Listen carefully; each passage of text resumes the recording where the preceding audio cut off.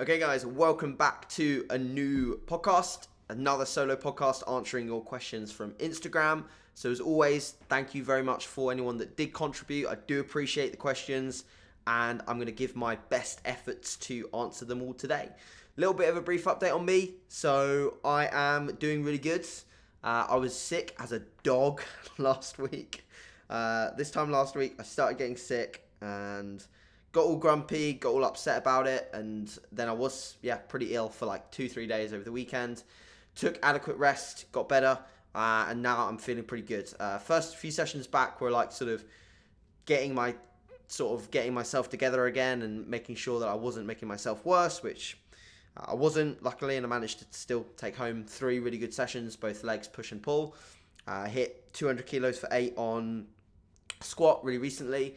Then hit 200 kilos on RDL for 6, and took just over 3.5 plates incline hammer strength press for 8 reps as well, and 40 kilos shoulder press for 8. So like all of my numbers are going up, and eating a lot of protein. Valentin would be happy with my protein intake, so would Jack Thorburn. So protein intake's the highest it's been, calorie intake highest it's been. Body composition is still holding up pretty well. So by the time you listen to this podcast, you'll have probably seen a physique update go up on Instagram. If you haven't already, check it out, see how I'm looking. About 185 pounds at the moment, still skinny in my books, but the road to 200 is very much on. Whether 200 pounds will look remotely attractive or not, I'm yet to confirm that with you guys. I think it will look horrendous in terms of the face. The face will look fully blown in my vocabulary, but I will certainly enjoy and relish the progress that I'm going to be making up to that body weight. So let's crack into the questions, and I hope whatever you guys are doing right now, whether you're in the car, stay safe. If you're listening to this on cardio or you're prepping for a show, keep digging deep dives and keep putting in your effort and your best foot forwards, and thank you very much for listening. So let's crack in. So we've got first question from John Griffo, who asks about dealing with clients who want to push harder on a cut even though they're following a plan. They're on a set schedule to achieve a certain level of conditioning for a show or for a photo shoot perhaps, and they just want to essentially get to the point where they're not pushing harder than they need to. So from my perspective here, John, I would say that you need to remind them of the end goal. So remind them how important the goal is in terms of getting there with maximal muscle mass. If they want to get on stage with as much muscle as possible retained, they should be losing at the scheduled percentage of loss. So for most individuals, this will look like a 1% rate of loss. If we look at the literature on especially natural bodybuilding contest preps, and we look at how we're going to maximally retain muscle mass, we look at sort of a 1% rate of loss per week. So for me, starting at 185 pounds, that initial rate of loss would start about 1.8 pounds per week. And over the course of the prep, obviously with body weight dropping, your rate of loss should follow suit. It should drop too. So from my perspective, that's where I am at on the pushing harder scenario. It reminds them that they want to display their best physique possible on stage. Therefore, a correct rate of loss has to be followed. And if they go faster than that, they can say goodbye to tissue. It's pretty much straight up goodbye to tissue if you want to diet harder. If you want to push harder, fine.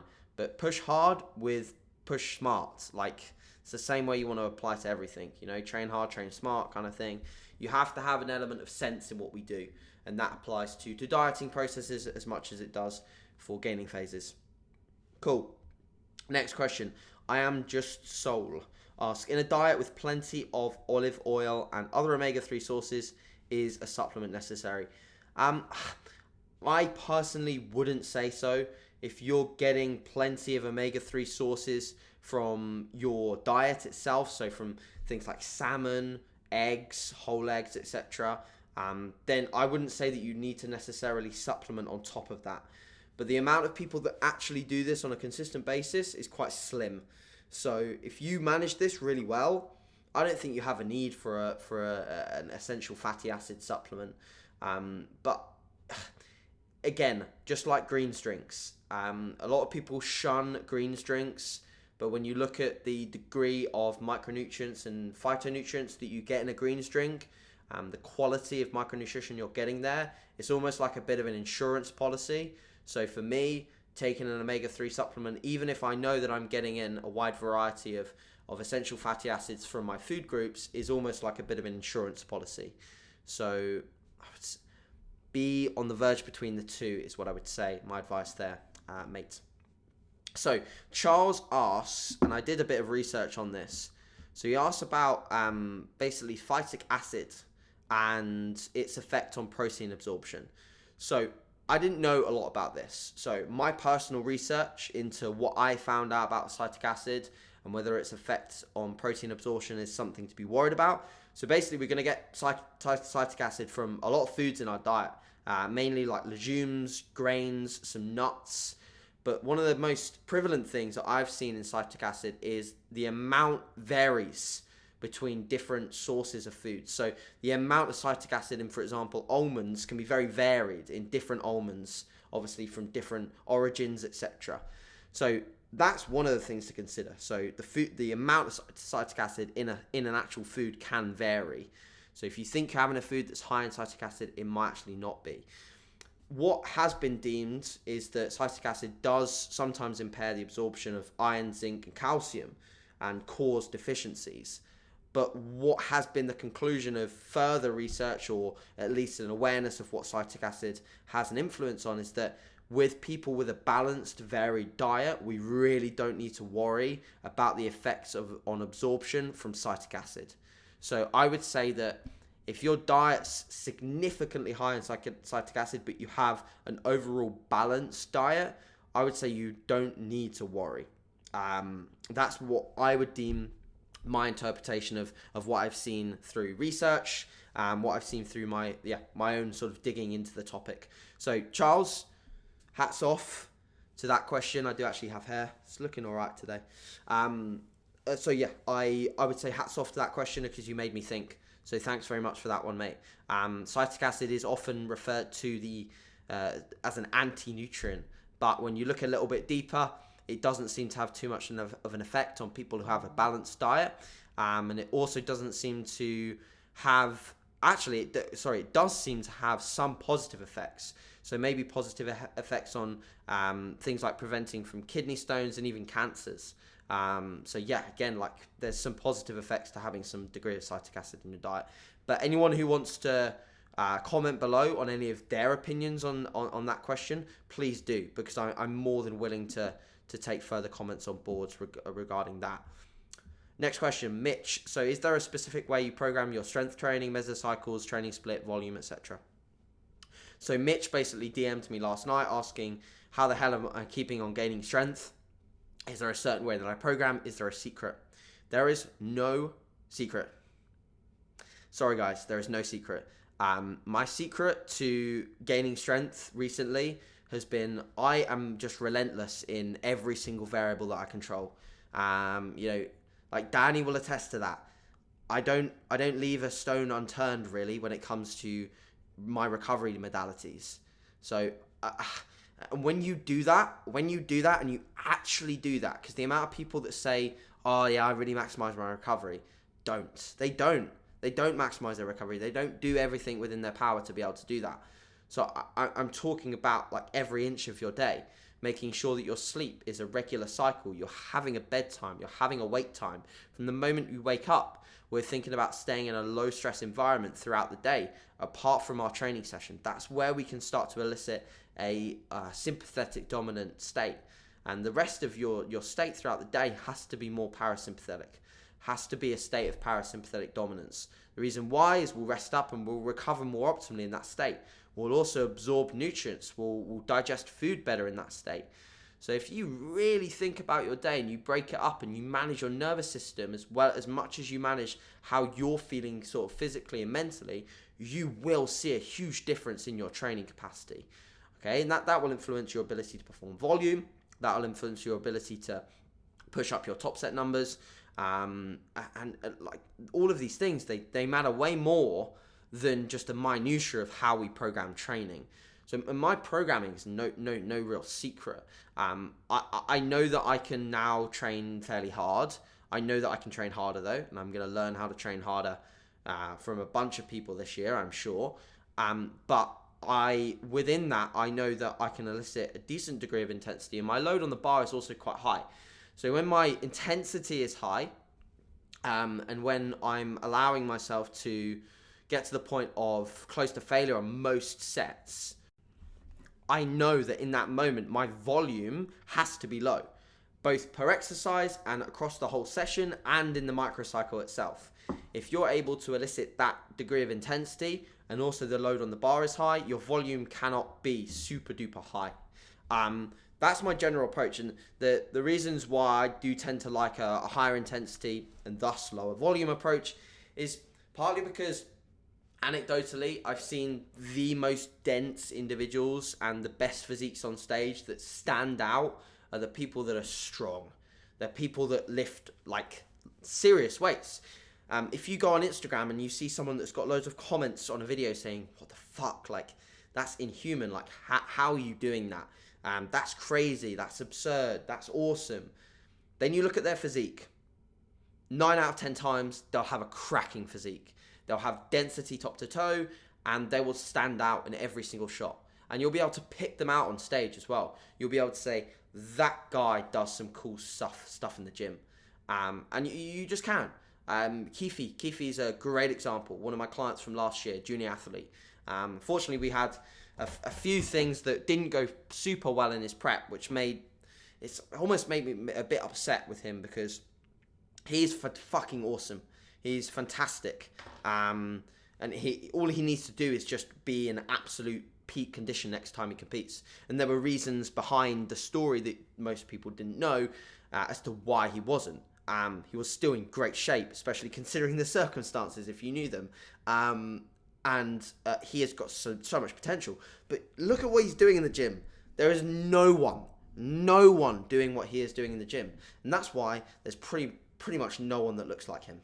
And that is the bottom line of it. So guys, like, take that into your training. Just think, how can I do crazy stuff in the gym? If you can post something on Instagram, or even just do it and not even post it, and consistently do that kind of stuff that not only scares you but impresses other people, I promise you, by the end of this year, if you've done that for a whole year, you will have made incredible strides and you will have a really damn good physique. Eat enough, sleep enough, recover enough. It's not a hard process, but people aren't willing to do it because it's boring. You know, it's repetitive. Some people get bored with this kind of process. On paper, it's a very boring process, but for the people that love it, it's super enjoyable. Valentin said it again in a post recently with his RDLs. He said, you know, you've got to love the boring stuff. You've got to love the day in, day out religious approach to bodybuilding. That is why we do this. It's why I come on here every week and talk about bodybuilding for half an hour, 40 minutes, because I love this. I don't want to do anything else. I don't want to do anything else in my day. I don't want to talk about dancing. I don't want to talk about crayons. I want to talk about bodybuilding. Crayons. Jesus Christ, man. What is wrong with you? Right, so Kieran, I work a 5 to 4 job. I train around 6-ish. Can I do cardio post weights or cardio on rest days? Kieran, it's very individual. If your goal is maximum muscle mass, I would say that implementing some cardio at some points in this phase is important to keep cardiovascular health and influence your resting heart rate as well, keeping that in a healthy range. But if your job is meaning that your weight training sessions are already kind of rushed in the evening, the last thing you want to be doing is putting on cardio at the end of that as well. So I would say best to approach it with cardio on rest days and just fit it in when you can get it in. Something like 25 to 30 minutes of LISS on a rest day would be good for you. Making sure heart rate's anywhere between 130 and 140 BPM. Either tracking that roughly on the machine or going to a point at which you can't maintain a conversation, you're breaking a sweat, that's advisable. And then beyond that, if the goal is fat loss, then I think eliciting your deficit with a reduction in calories as opposed to an increase in cardiovascular activity is probably going to be your best bet, Kieran. So have a think of that as you move forwards and just make sure that you're putting your priorities in place. So Edgar, supplements you take and why. So I'm actually just going to discuss any supplements that are relatively new in my stack and a couple of reasons why I take them, as opposed to just mentioning every single one, because a lot of you take most of these supplements. So I'm going to note a few that maybe you don't take. So one of my latest supplements is Support Max Neuro from Strom Sports. Been taking this for the past month. This is ashwagandha, lion's mane, bioperine for absorption, and choline. So basically, we have adaptogens, calming adaptogens, which are going to help you to get in a relaxed state. So increase your chances of getting into a parasympathetic state, get you into a parasympathetic dominant environment. Again, aiding your rest, aiding your recovery, getting you into that relaxed environment so you can therefore absorb nutrition in a better manner, rest and recover. It is essentially a stress management supplement. It's what it's marketed as. I have noticed huge benefits with using ashwagandha itself, with the combination of some more adaptogens and more so focus related adaptogens. I believe that it's a supplement that every hard trainer should take. So I do really, really like that one. And again, when you're in the dieting phase, when stress levels are high, trying to combat that with a supplement that's going to get you into a more relaxed state is key. A lot of people don't do this on a ground level, so you've got to remember that adding in a supplement that's going to control stress, if you're not already controlling stress with your routine and your day-to-day actions, then that's a stupid mistake to make. So first off, you control your daily routine and your daily actions, and then you add in a supplement to maximize your general recovery capacity. So I would say that that's one of the ones that I've taken recently that's very, very good. Besides that, one of my favorite pre-workouts at the moment is Fury X by Core. It's just got a really nice blend of both energy and focus ingredients. So it's not too heavy stim, so I don't feel completely gassed after taking it. But the blend of both pump, focus, and energy is really, really nice. I sometimes combine that with Phytic, which is more of a focus-orientated supplement. Again, using adaptogens to add into that complex, give you that laser-like focus in sessions. So, like if I'm going for like a PB session, I will take Support Max Neuro in the morning, and then midday, about 1 p.m. I will take, and the morning for me is like 6:30 a.m. And then I will take Phytic combined with Fury X pre-workout, and then I am like laser focus. And then obviously post-workout, about an hour post-workout, I'll take another dosage of Support Max Neuro. So yeah, those are some of my sups. I'm not going to list them all, it would take ages, and a lot of you know what I take anyway. So CW Towers 13, would you come out of a deficit, when coming out of a deficit, should you jump straight to maintenance and slightly drop and then the message ends? So I'm guessing what you're saying is when you come out of a deficit, how should you raise calories? Very individual again. It depends what phase you're in, what you're doing, and what the goal is. If the goal is to pack on tissue and you're coming from a pretty lean body composition, so this is pretty lean, not contest lean, you can benefit from a slightly slower increase in calories.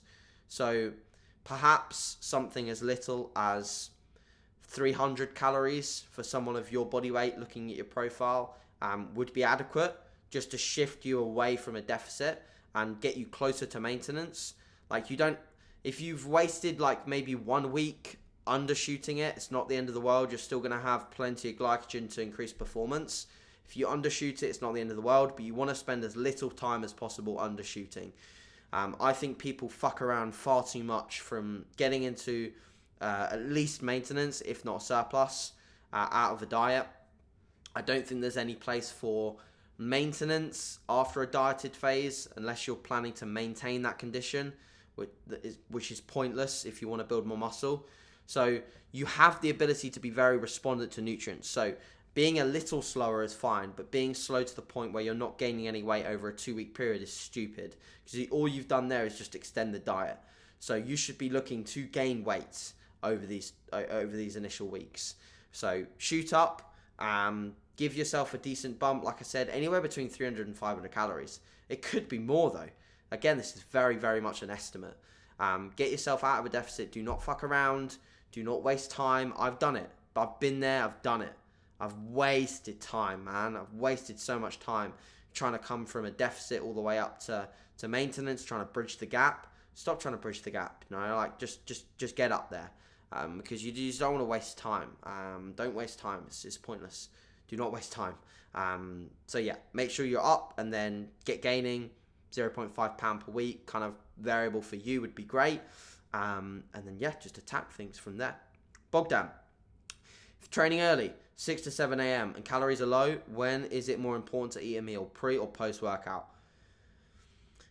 Interesting. I would personally, if I was training at 6 to 7 a.m, Bogdan, I would go straight into my intra. I wouldn't even bother with a pre-workout meal. Reason being is I don't want to disrupt digestion to the point where I can't have an intra. I love having intra-workout shakes.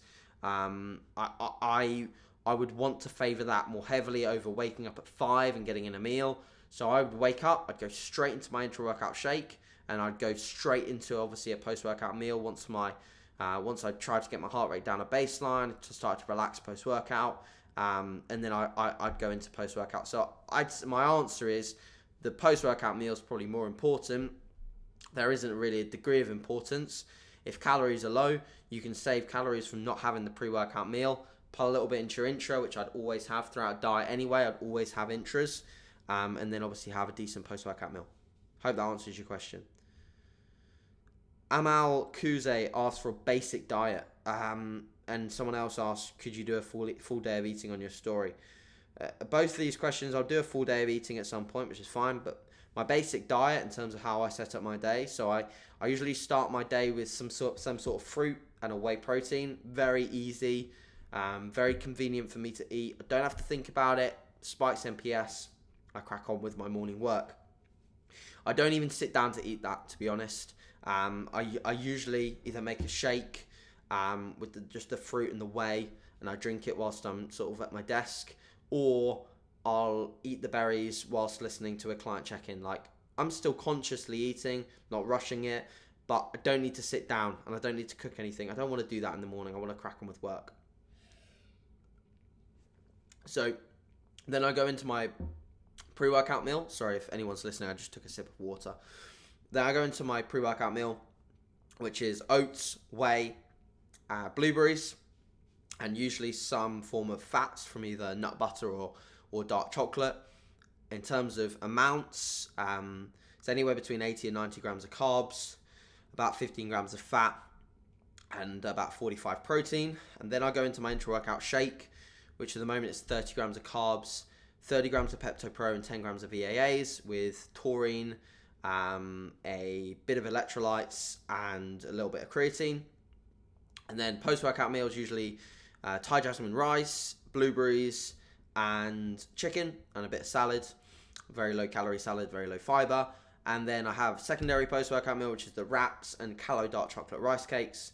And then my pre-bed meal is still oats with nothing on top. Plain. Magical, plain oats. So yeah, that's my basic diet. And I'll do a full day of eating so you can see that in image format at some point. But hopefully that gives you some ideas. The wraps are pretty easy to make. Just put chicken in them, bit of salad. Nice and easy. It's a good meal, actually. So John, is it worth getting a blood glucose meter while starting? So a lot of people don't know what blood glucose tells us beyond our insulin sensitivity. So it can indicate signs of poor sleep, high stress, high inflammation, needing to have an extra rest day or recover. So it is sometimes important when dieting. If you notice a fluctuation up in your blood glucose, it doesn't just mean that, oh my God, like I'm not in a position to, like I've influenced my insulin sensitivity through having too many carbs, or I'm too fat. Like that kind of pisses me off, and I bet it pisses other people off that use this as data as coaches, because that's not true. Like those aren't the only factors that influence your blood glucose. It's not just influenced by how many carbs you've had and where your body fat levels are. That is not the case. We can influence our blood glucose reading in the morning fasted by our sleep, our stress levels, our training volumes, our training intensities, like fuckloads of things can influence it. So actually, it's a form of biofeedback that's good at any point, to be honest. And this is why, I kind of made the post the other day about marginal gains. It's a variable that if you want to be measuring pretty much everything to the nth degree, I would have like quite a few people tracking it. The issues that I've seen, John, okay, so these are the issues that I've seen, is that sometimes it can give you quite frequent poor data. So frequently I've seen it with clients that they've grabbed a blood glucose meter and it's given us almost like diabetic readings sometimes. And that's because they did have a period of time, and I think they still are having a period of time, where monitors or test strips are having bad batches. So it's just something to be aware of. This doesn't happen crazy frequently. I probably was over exaggerating, but it does happen like now and again. I had 2 clients. Maybe it was just I linked them to a shit meter. Maybe it was my fault. But they both had like horrendously poor readings. Like to the point where I was like, this is just not right. So I told them to buy a new meter. One of the guys actually went to the doctors to get it checked, and it was fine. Absolutely fine.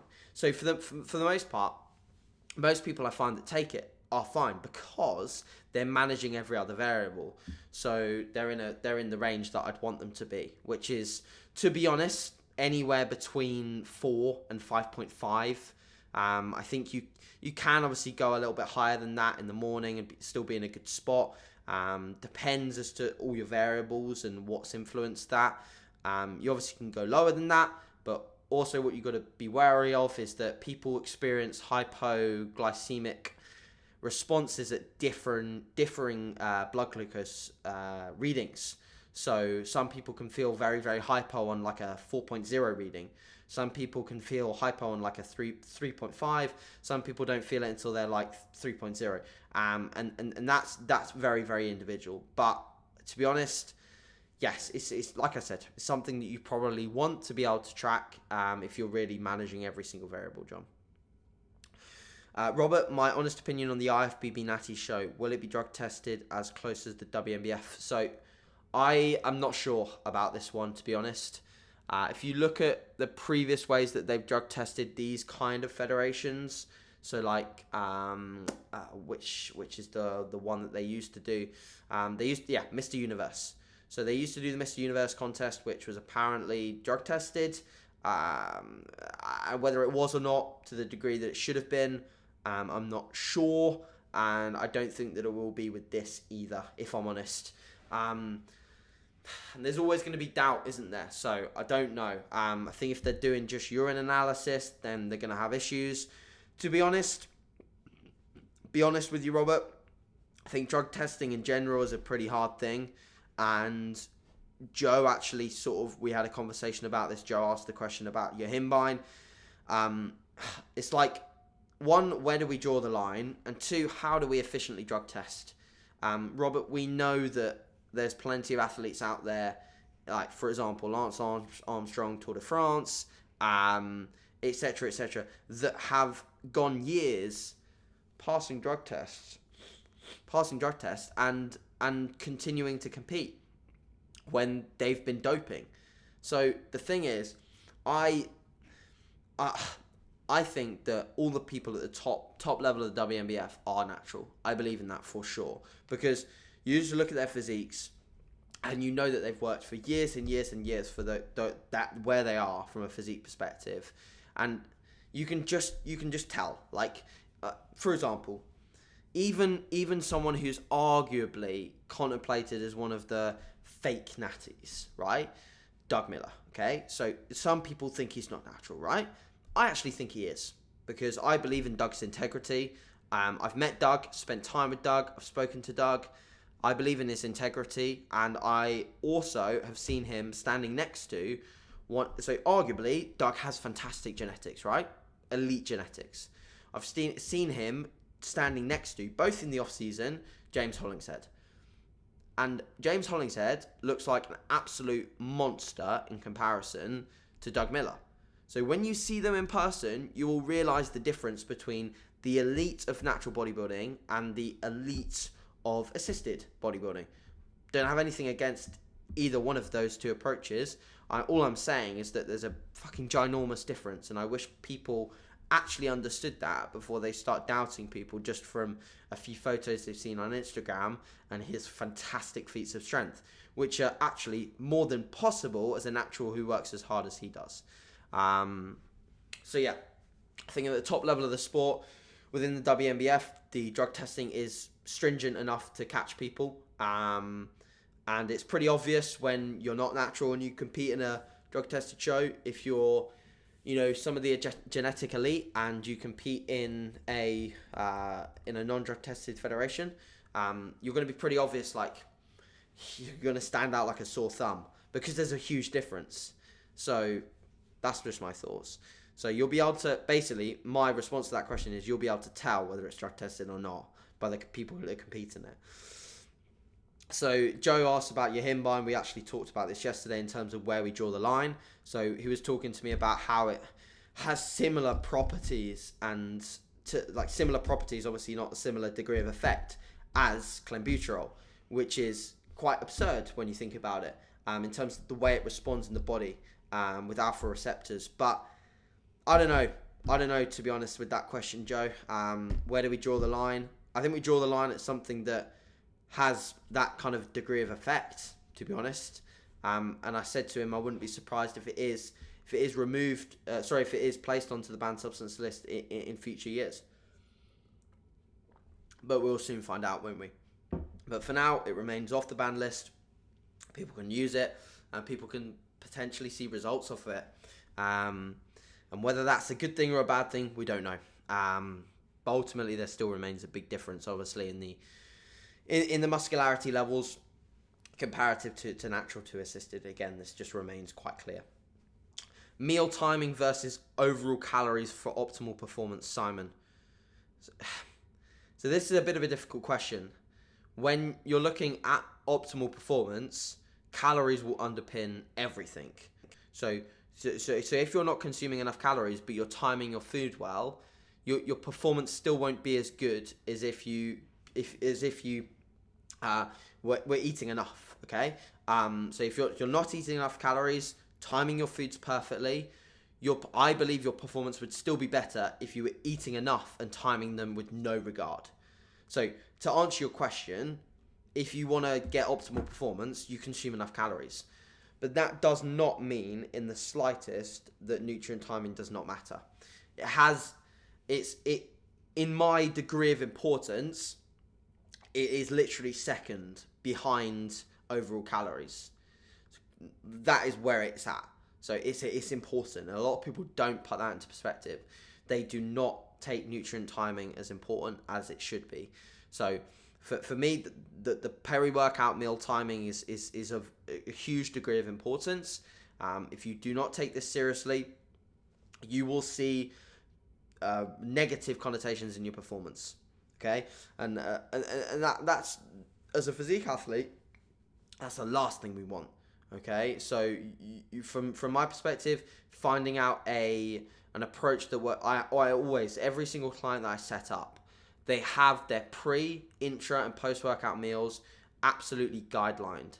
Okay, so these are the meals that I say to them, these remain unchanged for as long as possible. So throughout a diet period, if you have to eat protein and veggies throughout the day to keep your peri-workout meals intact, you do that, because your performance, your training session is the most important part of your day.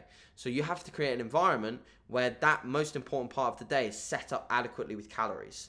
A lot of people do not do that. They think, I'll just have this for pre-workout, I'll have this for post-workout. And that's where you're going wrong. And that brings me back to one of my earlier questions with sort of like, how are you making so much progress at the moment? And that's the answer, is like, I take every sort of timing in the day with regards to nutrition very seriously. And if you don't, you will see comparatively weaker performance to that do take those things seriously. So yeah, like really do take it seriously, dude. It is important. So Joe asked about how do I quantify and measure my sleep? Do I use an activity tracker or by how I feel? So I use an app called Sleep Cycle. Put this beside my bed at night. It measures the percentage quality of my sleep. It gives me feedback in terms of my sleep length and obviously my sleep quality too. So I'd highly recommend that to anyone that's looking to track their sleep. Dan asks for mid-season mini cut, off-season, is dropping calories immediately to below maintenance too aggressive? Absolutely not. Like, why would you want to go from? Why would you want to start a mini cut and not go below maintenance? I guess maybe you've not thought about your question fully. Maybe you've not sort of thought it through. If the question is, should you run a maintenance phase before you mini cut, then that's a more understandable question. Because if your plan is to mini cut and you're not going below maintenance, you're not mini cutting. That's not a mini cut because you're not actually in a deficit. So you won't be losing any fat at that point. So I would say that, do you need to run a maintenance phase before you mini cut? Probably not. It depends as to where you're at. If you feel like you can maintain your current body weight, harden it up, like almost recomp a little bit and still improve gym performance and not see any sort of detriments to digestion or gut health or just general like cardiovascular health and all of these things that are markers for maybe being too high in body fat. If we're not seeing a drop off in any of those things by maintaining, then maybe you could maintain for a little bit and still eke out some performance benefits and still be in a slight surplus, but a lower surplus than you've been in previous months. But yeah, in terms of dropping calories and actually going into the mini diet, you need to get into a deficit immediately. Immediately. So the whole goal of doing a mini diet is to be in a deficit. So you should drop your calories immediately. Cool. Right, so I am at 35 minutes now.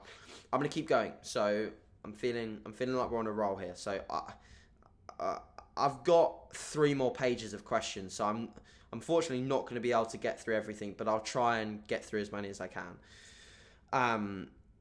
Right. So I don't know your name, but your Instagram username is rschrock19. Can you go over fixing or dealing with low testosterone post-contest for a natural training and eating?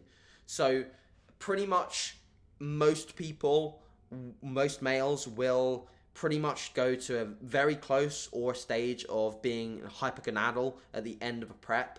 So extremely low testosterone levels. To deal with this, simply we need to get calories up. If testosterone levels were really tanked and we were having a hard time raising them, then I would start to look into the diet a little more in terms of prioritizing essential fatty acids, maybe including more nuts and diverse essential fatty acids in the diet. But first port of call would be to get calories significantly up. As calories go up, body fat rises. As body fat rises, hormonal secretion gets into more of its natural and you regain all your normal bodily functions back. You start secreting testosterone again, and again, you get back that function. And it does come back for most.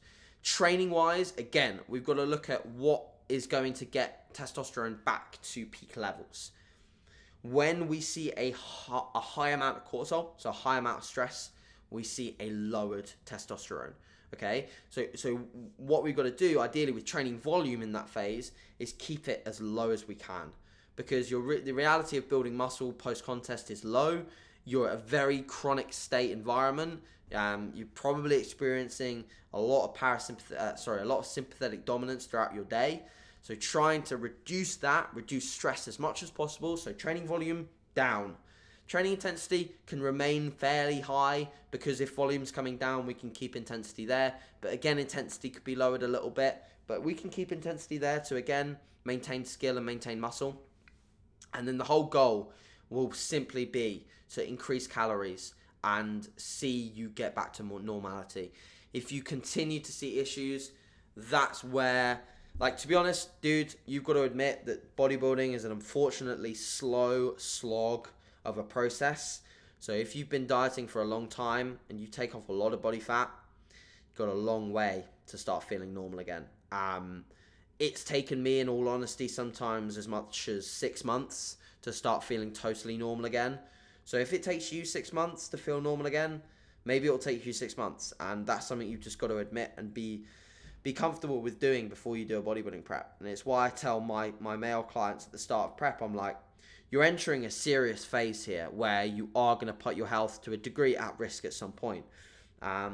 It brings me on to actually one of the other questions that I can kind of... So the question was, my opinions on relative energy deficiency in male physique athletes. So this is why it's of relevance to the other question, is because basically the amount of time that you spend in a lean state, the amount of time that you spend contest lean is going to influence the effects that you see. So if you spend a lot of time lean, you're going to have these symptoms of low testosterone. You're going to potentially be hypergonadal, and your ability to recover these is going to be harder. This applies the same for females, so both males and females. So to answer the other question as well, it's like, you've really got to assess how much time you're going to spend lean, and you've got to understand that you can't spend much time lean. If you do, the symptoms and the side effects are only going to be exaggerated. So really taking it seriously when it comes to basically doing your fucking shows and then finishing and getting the hell out is super important. If you're not being aware of that, then you need to really, really, really think about like your health, because you're going to start going backwards quite fast. And that's where all the effects of the secondary question is going to come into play, and you've just got to be really, really aware of that. So yeah, relative energy deficiency is a serious thing. We need to take it seriously. It obviously applies to both females and males.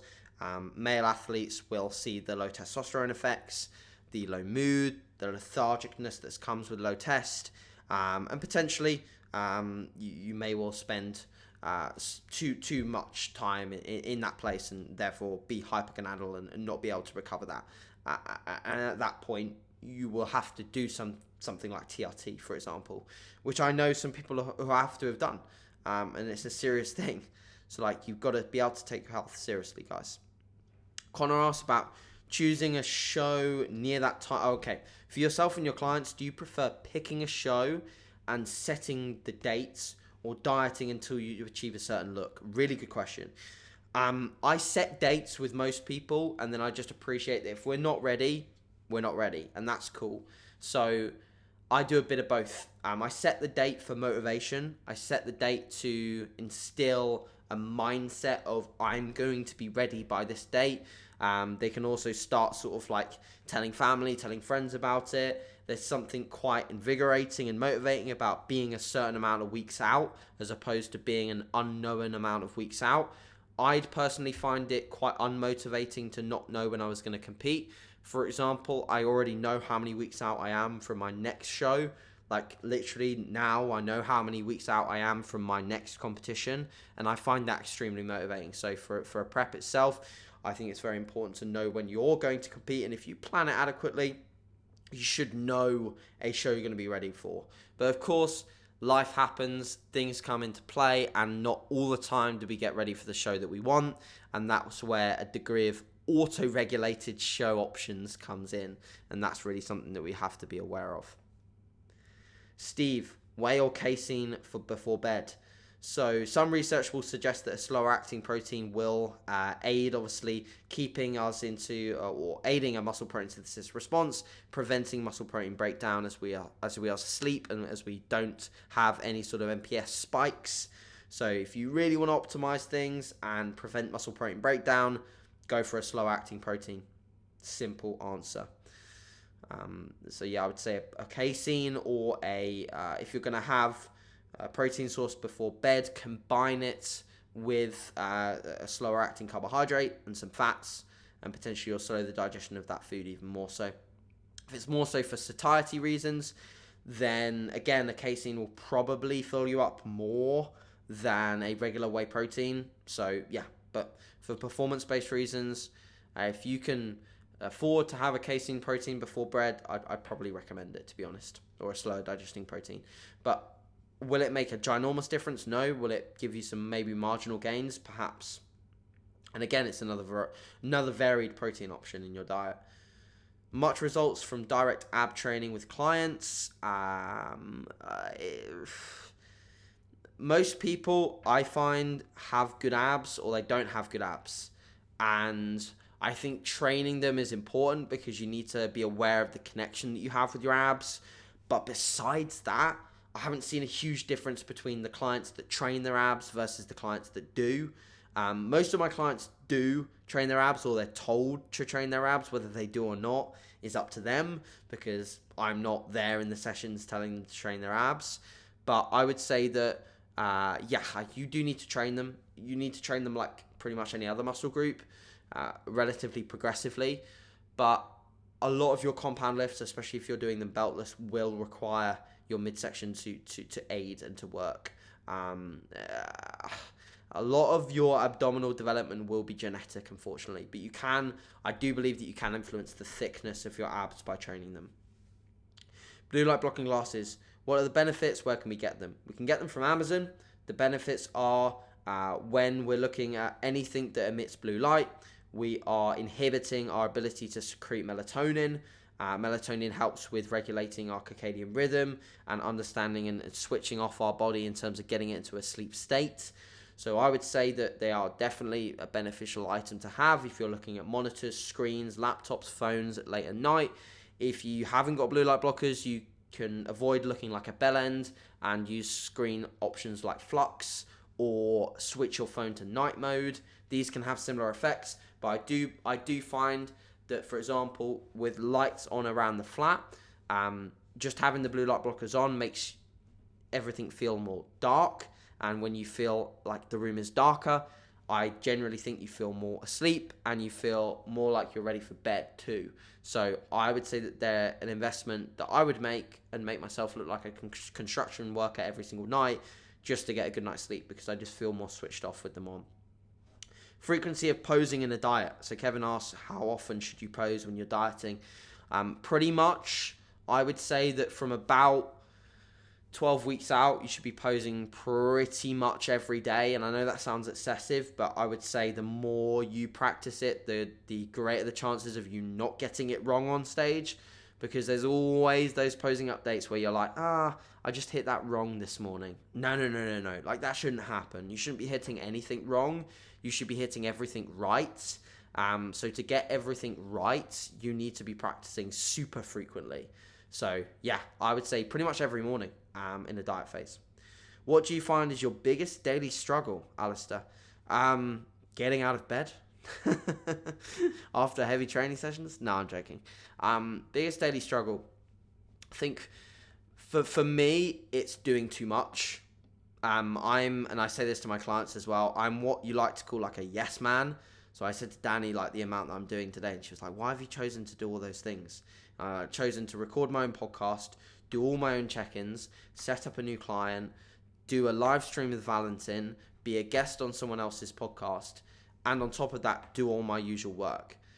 I made the decision to do that because I'm a bit of a yes man, and I don't know whether she will, but if Grace listens to this, she'll tell me off because I keep telling her to be a no girl and say no a few more times, because you need to own your time. So my biggest struggle of every day, mate, is just saying no to some things and owning my own time a little bit more. But this is what happens when you enjoy what you do, right? So that's my biggest struggle, is just sort of when I very rarely switch off, and I think me and Danny both struggle with this in the sense that we don't often sit down at the end of the day and just sit on the sofa and watch some shit on TV. We don't very often do that, partly because we don't love that too much. It's not like we love doing that, but it's nice now and again to just do nothing. So yeah, we need to work on that a little bit, which we will. Calories up quickly after a mini cut, very similar to my previous answer. Very individual dependent, but you need to not waste time. So get your calories up so you're gaining, pretty much. That's the whole purpose, is to get out of the mini cut. Connor asked the funniest thing that I've seen happen in the gym. I don't really have many stories, to be fair. I don't really have any stories. I just don't. I can't think of any that's particularly funny. So I'm really sorry about that one. I'm such a shit comical guy when it comes to funny things that happen. I just don't know. I've not seen crazy funny stuff. There was like when we were in LA, there was a pretty funny argument between Spanish woman and some random guy, and she was shouting extremely loudly across the gym and attracting the attention of the entire 24-hour fitness. But that was pretty much like the extent of what I've seen. I've seen someone like hip thrusting like 180 kilos without a squat pad, and like being in immense pain afterwards. And I'm like, why? Like, why did you do that? Why? So I've seen some stuff like that, but nothing crazily funny. Nothing like George shitting himself. When coming away from cutting, how do you figure out your maintenance macros? The answer is you bump your calories up to a predicted maintenance, and you take your body weight over a 7-day period. You calculate an average, and then you understand where your maintenance falls. Very simple. You don't really calculate it. You more so determine it by putting your calories up and seeing where everything falls. Working late means my last meal is around 11 p.m. Any issues when bulking? You can interrupt sleep. So an ideal scenario for digestion and absorption of nutrients is to finish your last meal ideally about an hour to 2 hours before bed. If you can avoid eating close to bedtime, I do think that will influence your sleep quality. Just because you won't be disrupting digestion, you'll be allowing your body to switch off that process and get into a sleep state. So, I'd make that meal small if possible. Don't make it a big meal. If that's a big meal before bed, you're probably going to run into sleep issues. What's the best training style to get big? Progressive. Literally, that's it. Progressive training. That's going to get you big. Post-workout and pre-bed meal. Joseph, I've answered that already earlier on. When cutting, should I increase, decrease, or keep my protein the same? Good question, Niall. In most people, you'll be interested to hear this, I actually decrease their protein as we diet, because as we diet, our need for protein reduces. So as our body weight reduces, therefore our requirement for protein reduces. I also find it far more favorable to put a preference over carbohydrates. Carbohydrates are protein sparing, but also they highly influence performance. And our main goal when it comes to muscle retention is retaining performance. So as long as we have adequate protein, we will retain maximal muscle mass. Unless someone's got a very high preference for protein. High protein diets obviously do promote satiety. So potentially in some people that struggle with hunger, we can see a higher protein amount. But for most people, I preferentially increase carbohydrates and I keep protein on the lower end. And that seems to work very well for most. So yeah, I don't think you need as much protein as you think you do when you're dieting. I actually prefer a little bit more in an off-season phase where carbohydrates are high, trace proteins from carbohydrates get accumulated. The most thermogenic macro is going to be protein, so potentially when you're dieting, it's a favorable tool. But again, if you look at performance is your number one factor. And when you're in an off-season, you have plenty of carbohydrates for performance. You don't need to worry about being depleted or having an amount of carbohydrates that's relevant for performance, because they're always going to be high enough for performance. Some tips for growing bigger glutes. So if you really want to grow big glutes, I think squatting in quite a hip dominant fashion is going to probably build your glutes and hamstrings pretty well. So that's leading with your hips as opposed to leading with your knees in a squat pattern. I also think that doing lunge variations is very good for the glutes. I think high and wide leg press is very good for the glutes. And I think any sort of glute kickback or a machine variant of a hip thrust is good. I don't really like the barbell hip thrust too much, but I think working the glutes through hip extension and abduction is going to be how you're going to develop a full developed glute. So yeah, hip extension, hip hinges with you're going to be training hip extension with your hip hinges. Do some big RDLs, do some good deadlifts and good pulls, do some hip dominant squats, abduction, and you'll build some good glutes. Get a good connection with them as well. Like do some banded warm-ups, etc., to get them on before you train them, and that should be you sorted. Cool. Right, so couple more and then we'll finish. My plan for the pursuit of the Pro Card miles. So pretty simple plan is the rest of this year off, assess at the end of this year with regards to where I'm at, and then make strides to sort of diet down and get ready for the stage in 2020. Pretty simple. This year needs to be maximized just like last year was. I don't really want to diet really at any point. I wouldn't mind doing a mini cut at some point just to clean up. But for now, the goal is to get pretty much as close to 200 pounds in good condition as possible. And when I say 200 pounds, like, I don't mean just 200 pounds for the sake of it. I mean, I want to fucking look good at 200 pounds. And that's going to take a lot of hard training. It's going to take a lot of consistent nutrition. It's going to take a lot of recovering well. But I'm prepared to do it. So that's what we want. You know, it's very easy to get to 200 pounds. I could get to 200 pounds pretty easily. I'd just eat loads. Eat loads and I'd be able to get to 200 pounds within, probably even a month. But getting 200 pounds in good condition, that takes work, and that's what we'll have to do. But I'll probably will have to do a cleanup at some point, but only one cleanup ideally. One cleanup before sort of dieting down properly in prep phase. So it's like someone asked tips for being skinny fat. Like, any tips? Gain more muscle. Like, if you're skinny fat, you've not got enough muscle. Don't diet. This is one of the mistakes that skinny fat people make. I'm sorry that I'm calling you skinny fat, but you did kind of categorize yourself as that. So you don't make the mistake of dieting. If you diet, you're only going to look smaller. Be prepared to put on a bit more body fat. Get a bit fluffy around the edges, gain some strength, be progressive in the gym, and then diet off like later. But do 6 months of progressive training and progressive eating, and then maybe pull back a little bit. And then you'll notice, wow, like, I actually have muscle and I don't look skinny fat anymore. Perfect. That's the issue fixed. So yeah, that's what I would say there. That's my tips.